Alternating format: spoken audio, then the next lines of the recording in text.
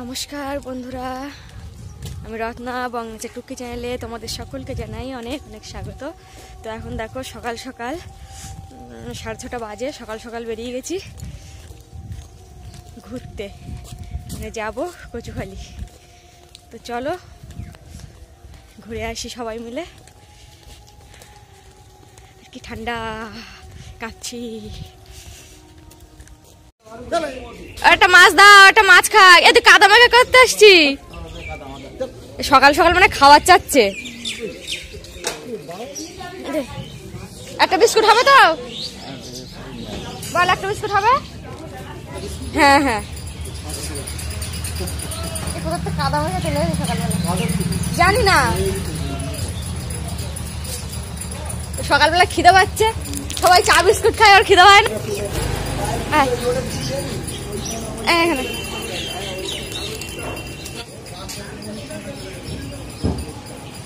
খুব জোরে খিদে পাচ্ছে, একটু চা দিন।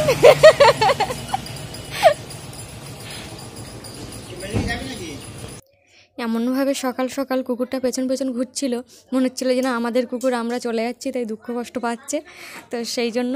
কিন্তু আমাদের না, ওটা অন্য কার কুকুর, আমরা জানি না। তোর খুব খিদে পেয়েছিল, আর এই যেতে যেতে দেখলাম কত ভেড়া। তো অনেক দিন পর শেষমেশ পাঠানখালি এসছি, কারণ সেই মানে যখন পাঠানখালি পড়তাম কলেজে তখন এসেছিলাম, আর তারপরে একবার এসেছিলাম রেজাল্ট নেওয়ার সময়, তো আর আসা হয়নি। তো অনেক দিন পর, অনেক বছর পর এই যে দেখো, আমার খুব ভাল লাগছে। আমি এই যে নৌকায় করে যাব, ব্যাপারটা বেশ সুন্দর, আর সূর্যের আলো পড়েছে, যা সুন্দর লাগছে। চারিদিকটা দেখে মনটা যেন বেশ আরও ঠান্ডা হয়ে যাচ্ছে, আরও শীতল হয়ে যাচ্ছে। এমনি কাঁপছিলাম দাঁড়িয়ে দাঁড়িয়ে ঠান্ডায়। তবে এখন ভাটা, আর ওই যে শামুকের মতো দেখতে পাচ্ছ, ওগুলো কিন্তু মানে নোনা জমে জমে একদম পুরো ধার হয়ে গেছে ওই সিঁড়িতে, মানে লাগলেই পুরো পা কেটে যাবে। এই যে বোর্ড এসছে, বোর্ডে উঠে গেলাম।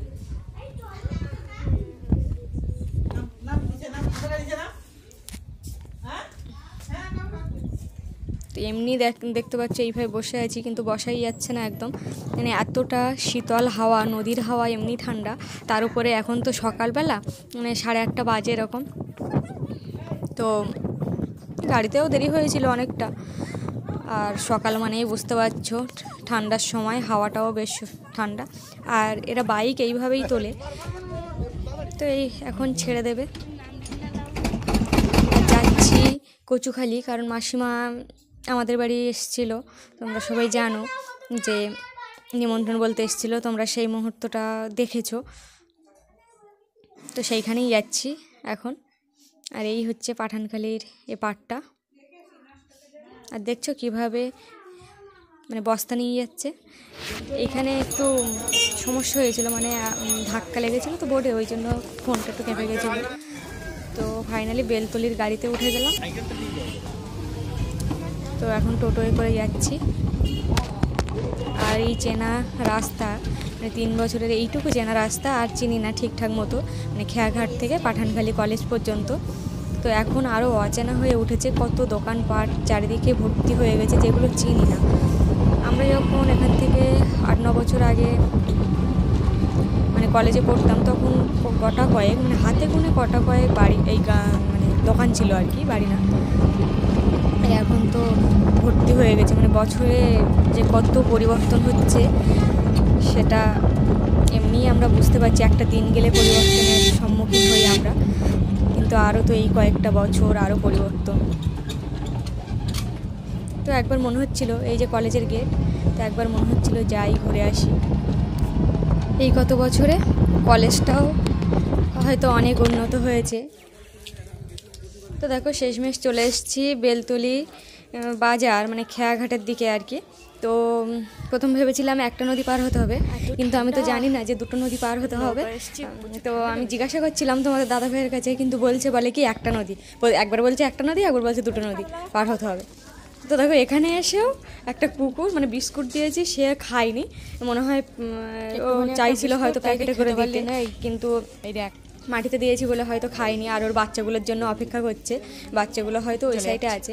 আর এদিকে কিন্তু বিশাল একটা কাজ, এই যে নদীতে করে নৌকা বোঝাই করে জিনিসপত্র আসে, আর সেইগুলো দেখো এরা কেমনভাবে মাথায় করে করে নিয়ে যাচ্ছে। এটা কিন্তু এদের প্রত্যেক দিনের কাজ আর কি। আর অনেক দিন পর এই যে দেখো মেশিন ভ্যানে উঠলাম বেলতলির এপারে এসে, না এটা বেলতলির এপার মানে কচুখালি এসে। আর এই হচ্ছে মেশিন ভ্যান বা ইঞ্জিন ভ্যান যাই বলো, এরই মানে কি বলি জায়গা আর কি। আর এই যে মেশিন ভ্যানটা চলে যাচ্ছে, আর এই আমরা চলে এসেছি। আর যেতে যেতে দেখো দেখতে পেলাম এই যে কি বলে হ্যাচারি মতো, মানে ওখানে মাছ টাছ চাষবাস হয়। আর এই মেয়ে আর বৌদি মানে আমার জায়ের মেয়ে দেখো ভাত খাচ্ছে, আর পাশে মিষ্টি মানে যাদের বাড়ি এসেছি সেই বাচ্চাটা, তো ওরা সবাই ভাত খাচ্ছিলো, মানে সকাল সকাল এসছে তো আমরাও খেতে বসে গেছিলাম। খাওয়া দাওয়ার পরে এই বাগানটা ঘুরে দেখছিলাম মানে কেমন লেবু গাছে ভর্তি, লেবুর এখন সবে ফুল ধরার সময়, কিন্তু যাওয়া আসার পর তো তাই একটু কেটে আর পরিষ্কার পরিচ্ছন্ন করা হচ্ছে। তো অনেক দিন পর এরকম একটা জায়গায় এসে সত্যি আমার খুব ভালো লাগছে, মানে চারিদিকটা গাছে গাছে ভর্তি আর খুব সুন্দর। আর এখানে দেখো আজকে দশার দিন, বাড়িতে ঢোকার সময় দেখলাম দশার দিনে কিন্তু জামা কাপড় সব কেচে দিতে হয়, কারণ এই 13 দিন তো কিছুই কাচাকুচো হয় না, আর সব কিছু ধুয়ে মুছে পরিষ্কার করতে হয়। আর এখানে তে কাঠি, এগুলো তে কাঠি বলে, দুধ জল বাড়ানোর জন্য তে কাঠি পোঁতা হচ্ছে। এখানে 10টাই পুঁততে হবে, তোমরা 2জন থাকো বা 1জন থাকো সেটা বড় কথা নয়, তোমার 10টা নিয়মে 10টা পুঁততে হবে, 10টাই পুঁততে হবে। জিজ্ঞাসা করছিলাম এই নিয়ে, ওই জন্য, নাইলে তো আমরা জানতাম না যে 10টা পুঁততে হবে কেন, যে শুনছিলাম তাই বলছিল যে 10টাই পুঁততে। আর এখানে সরঞ্জাম সমস্ত কিছু আনা, ওই চাল আতপ চাল পিণ্ডদানের জন্য। আবার আমাকে একটা মাটির প্রদীপ তৈরি করতে বলেছিল, তাই মাটির প্রদীপ একটু তৈরি করে দিয়েছিলাম। শুধু লেবু বাগান আর লেবু বাগান।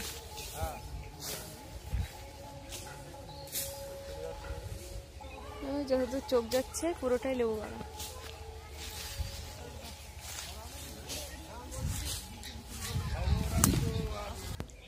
আর এখানে দেখতে পাচ্ছ বসে আছে, তোমরা জানো না বলে দিচ্ছি, ওটা হচ্ছে দাদা মানে মাসিমার ছেলে, মেসমশাই নেই যেহেতু, আর ওই জন্য দাদা কাজটা করছে, দাদা আর মাসিমা মিলে ঠাকুরমার কাজ করছে আর কি।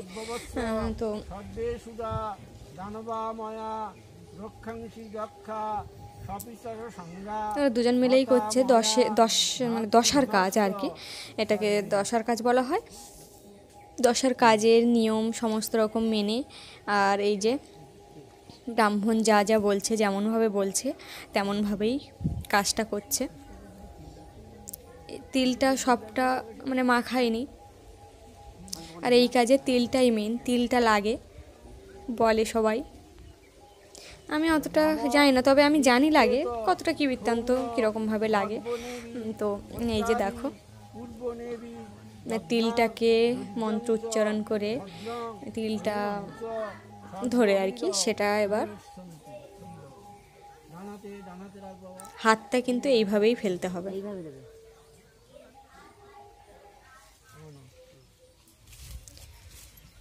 আর এই যে সাজিয়ে সাজিয়ে দিচ্ছে পাতা মতো মতো, এগুলোকে কি বলে আমি শুনিনি, ওই জন্য ভুলে গেছি। আর এদিকে দেখতে পাচ্ছ ন্যাড়া হওয়ার কাজ কিন্তু শুরু হয়ে গেছে, মানে মাথা কামানোর আর কি, চুল দাঁড়িয়ে ফেলা হয়, শুরু হয়ে গেছে। আর এদিকে ওনারা দুজন এই যে পিণ্ড তৈরি করছে, মানে দেবে আর কি, ওই যেগুলো বিছিয়েছে ওর উপরেই মানে 10টা পিণ্ড ধরাতে হবে।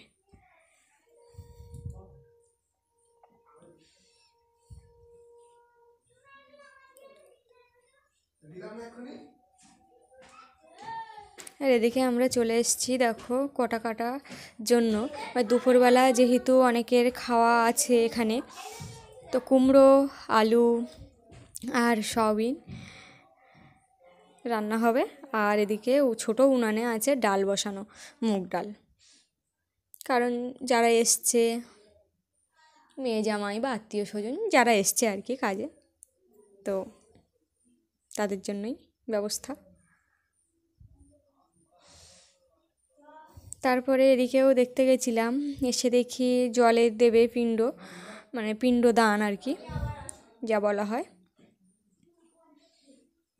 আর উনি যে দেখতে পাচ্ছেন মাসিমার পেছনে, উনিও হচ্ছে যে ঠাকুরদা ছিল, মানে মাসিমার শ্বশুর মশাই, উনি এই মানে তখন ছেলে ছিল, তখন মানুষ করে মানে নিজে মানে ছেলে হিসাবেই মানুষ করেছে। ওই জন্য মায়ের কাজ, যেহেতু মা বাবা মানুষ করেছে, পালিত পুত্র বললেও ভুল হয় না, তাই উনিও আছেন, কাজ করছেন, উনিও পালন করেছেন এই সমস্ত নিয়মকানুন।